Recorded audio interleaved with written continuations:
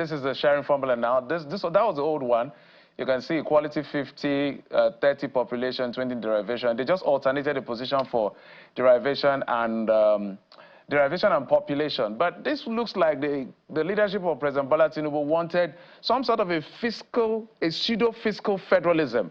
Do you think that not succeeding with the proposal of the committee to say derivation should be 60% so that states will step up, we have missed an opportunity, or this political resolution is just what it is as we close?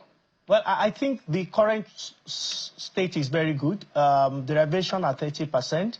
It's a good way to start because if you push it straight away to 60%, some of the states, and I dare say 30 of our states are not prepared.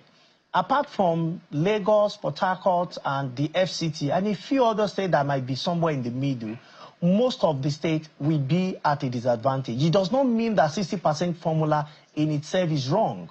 But we need to look at the environment that we are making this policy for. And that is why our recommendation to the National Assembly is that start with 30%.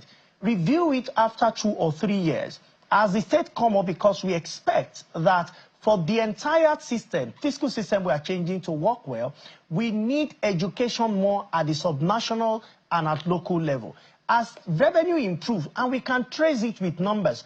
Remember that during the town hall meetings, it was mentioned that states will even earn more money. So from 2026, 2027, we can test if this revenue will truly increase.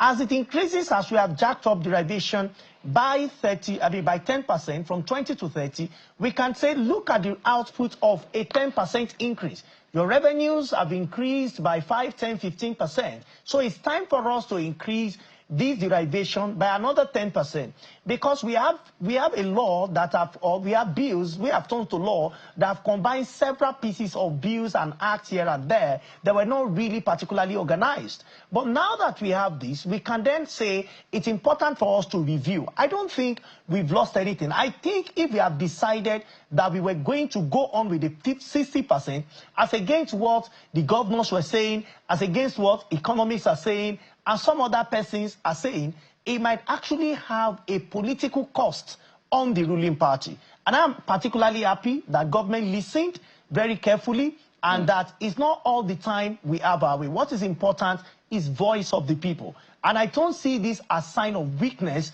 or a disadvantage to this act in any way. I think at the end of the day, it's the people that wins. And it's always good to stay with the people.